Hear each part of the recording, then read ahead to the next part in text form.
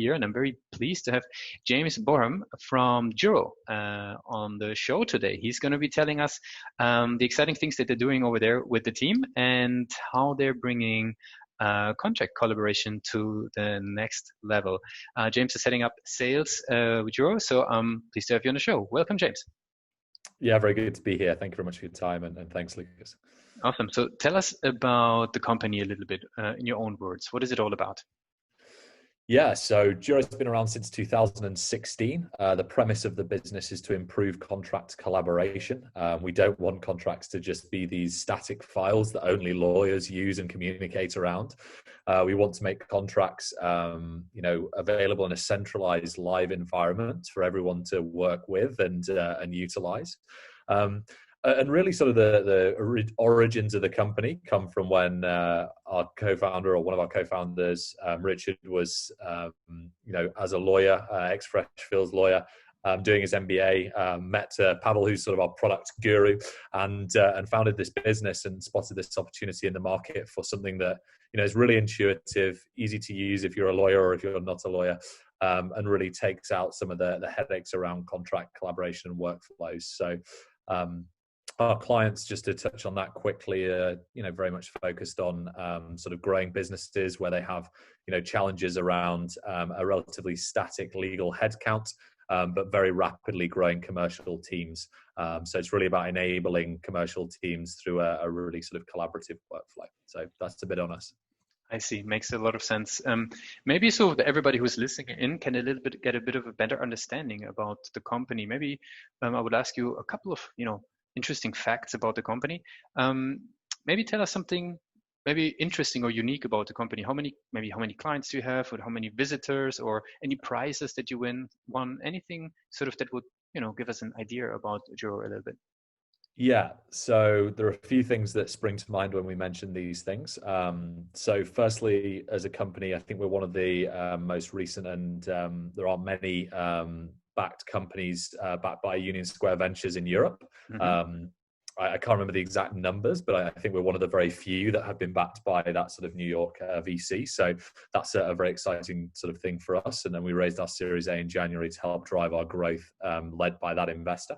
Other facts, so we won a sort of Legal Geek Award about 2 or 3 years ago, which really set precedent of, guys, we're here. This is no longer sort of a startup. This is a really sort of fully fledged, scaling, growing business. I think one of the other things I just mentioned that's probably really quite unique and interesting about our business is I'd say we're really heavy on the community aspect of the people we work with. So, we have a close-knit community of typically general counsels and legal leaders who, I think enjoy, or hopefully enjoy, our content that we publish through marketing, and also enjoy being part of that community as a way to collaborate with similar leaders. So we're really heavy on the community side as well, which I think is probably fairly unique as well. You mentioned growing businesses would be using the product. Maybe could you tell us a bit more, like who's the sort of, the typical client and who could be typically benefiting from your product?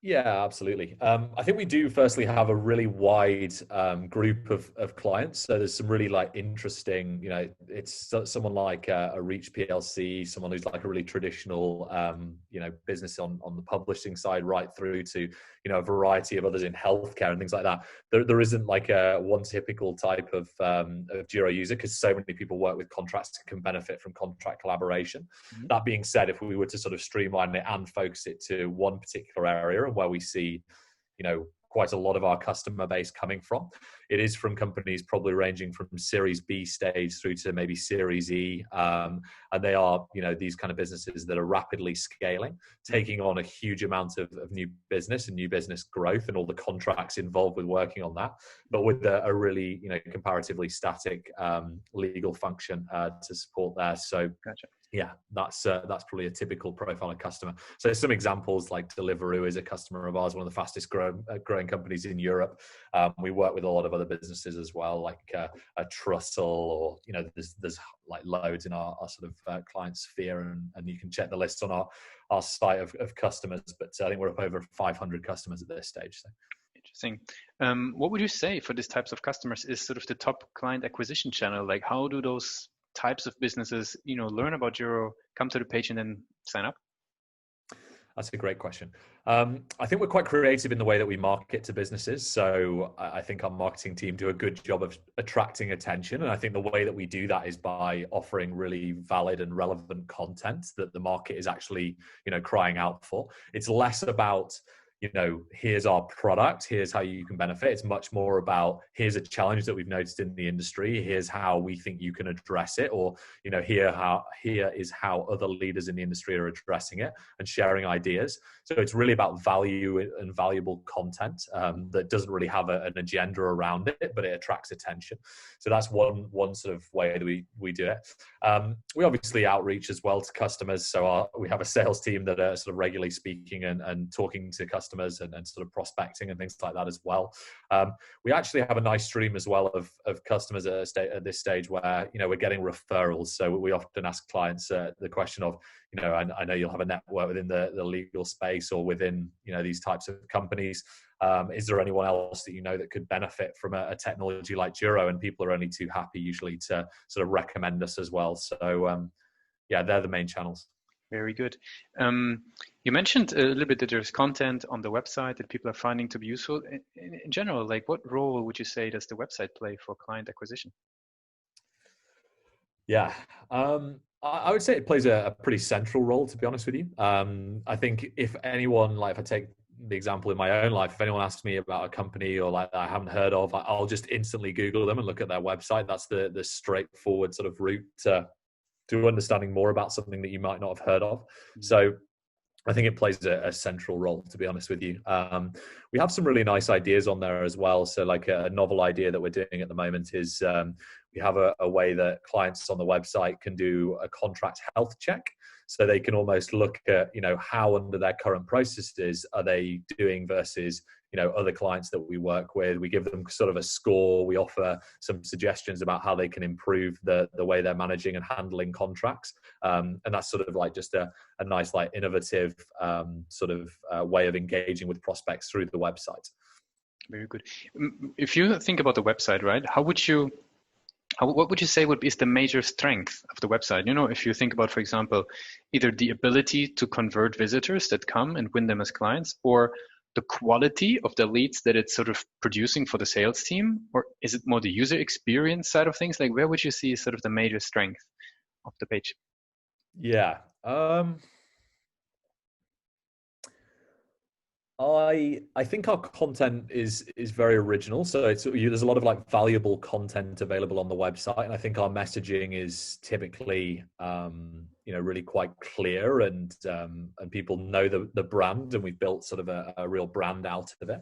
I think one of the other things we do as well, which is probably worth highlighting at this point, is we're really quite big on just making it appear engaging as well. Like the actual consumption of the website, it's a nice place to be. It's a pleasant experience. I think we've all been on websites where you sit there and you go, wow, I can't navigate around this, nothing's really clear, it feels a bit all over the place. I think our website, like the sort of structure, the layout, like the sort of design side of it is really quite slick, and we have our own sort of unique style.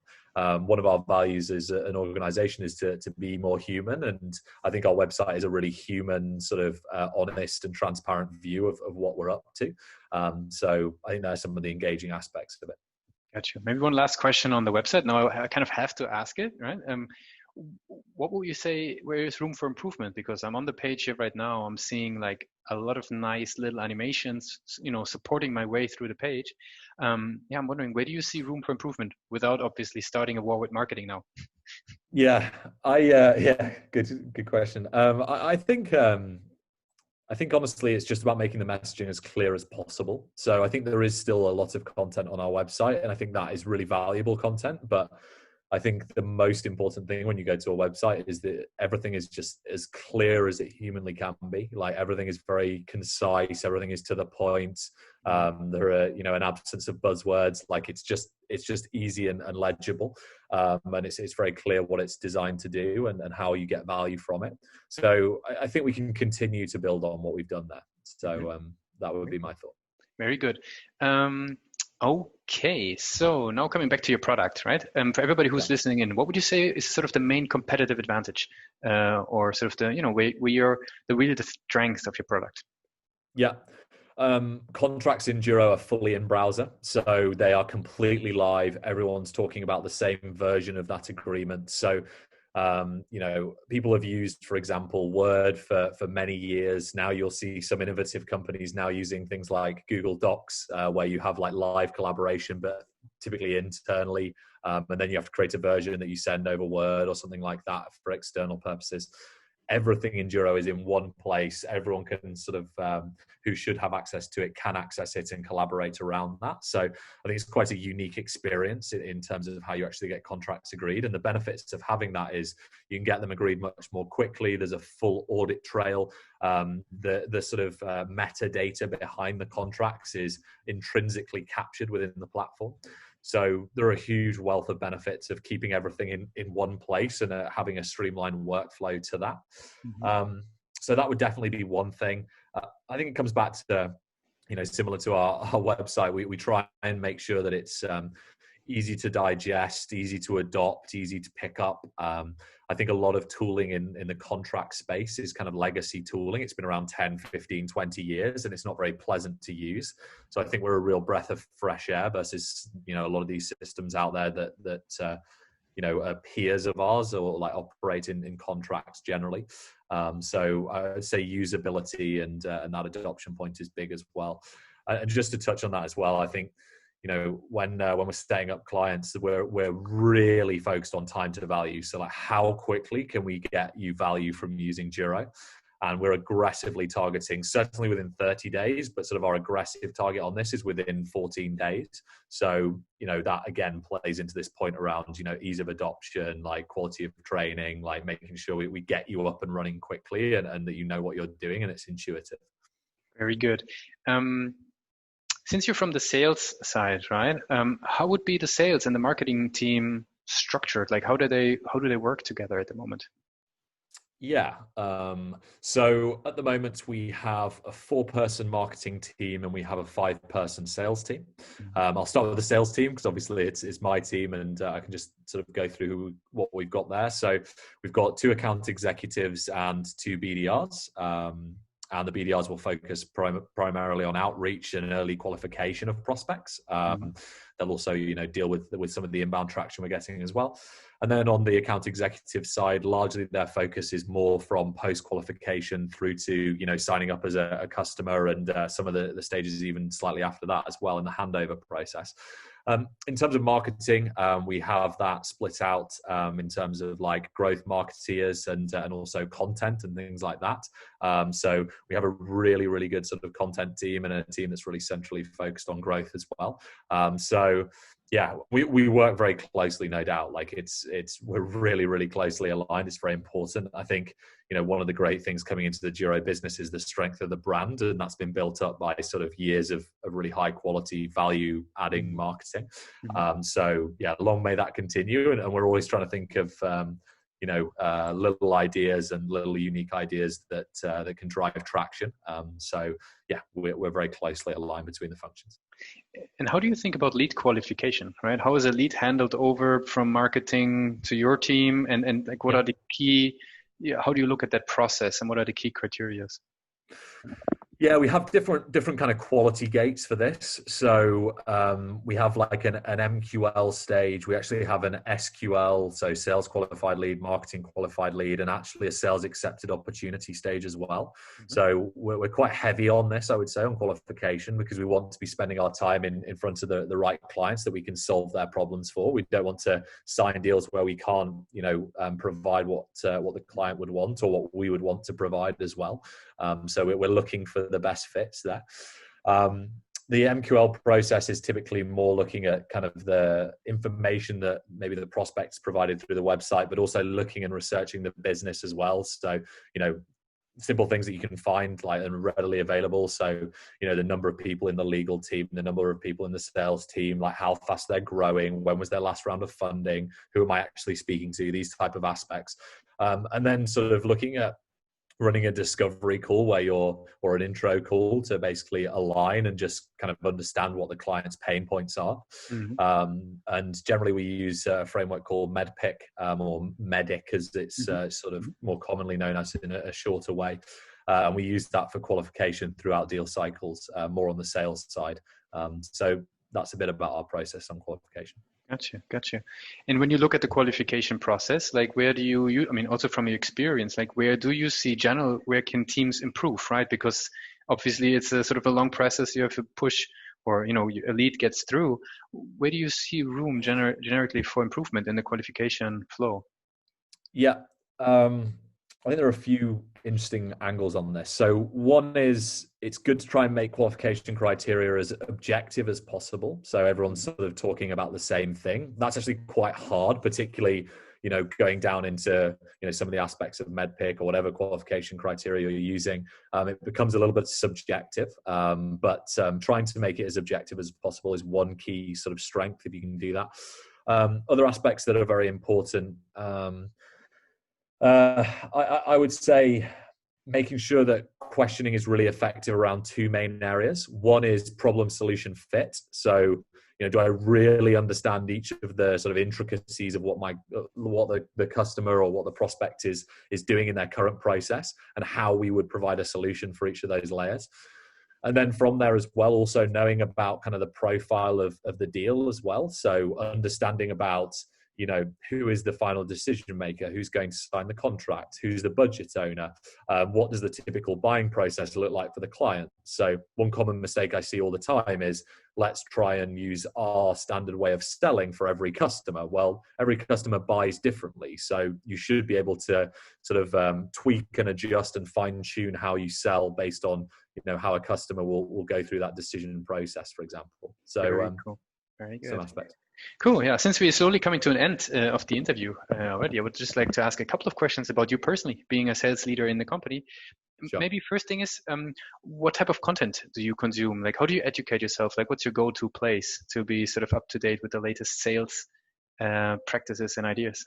Yeah, this has improved a lot. Like even in my sort of career in sales over the last 5 or 10 years, like it's improved a lot. There's a lot more content available. I think you have to be a bit more discerning then, because the sort of quantity goes up and maybe quality stays. Maybe quality's actually got better, to be honest, but you just have to be more discerning.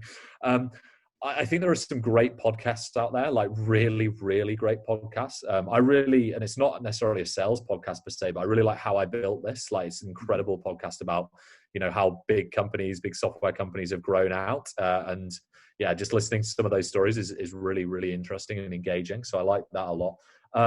YouTube as well. Like I find YouTube very, very useful. I personally really enjoy like consuming video content versus just purely listening at times. There are some really, really good podcasts on sales as well, and like SaaS selling. I feel like the community of SaaS salespeople is, got so much better and much more open. So there's a lot of great stuff out there. Cool. So yeah. Very good. Okay, since we're coming to an end of the interview, let's jump into the rapid fire questions. Only short questions, quick answers.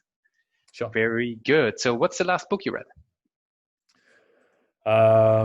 Blimmin' heck. That's a very, very good question. Probably a biography of some kind, probably a tennis player's biography. I don't know which one. Very good. What's one single thing that your company is focused on the most at the moment? Problem solution fit. Mm-hmm. If there would be no boundaries in technology, what would you want to have fixed for your team today? Easy connections with clients, like some sort of Slack channels with every client would be great. Existing client or future client? Both. Very good. New business-wise future would be ideal. What's the last thing that kept you awake at night about the company? Wow, that's a great question. I know this is supposed to be rapid fire, but a really good questions are making me think. I think that we can serve a lot of different people. Everyone could benefit from our technology. So it's kind of defining the right group of individuals that we target and how we target them and the priority of targeting. So that. Very good. And the very last question would be, if today would be your first day, you're stepping into the Juro office, just getting started, what would be one advice that you would give yourself? Learn as much as possible about the product. Like really know the product intricately, like spend time with it, geek out on it and try and learn everything about it, because that shows when you're explaining it to customers. Very, very good, James. Thanks for being part of the show today. I want to give you the last word. If somebody forgets everything about the interview today, forgets everything that we just talked about, what would be one thing that they should remember about your product and company? That we are, very obsessive in terms of how we think about, problem, solution, fit, and understanding clients' needs, and we will really focus on that. And we're transparent and honest in our conversations around those areas. So we want to find the best fit customers that we can. Very good. Thanks for being part of the show. Thank you very much.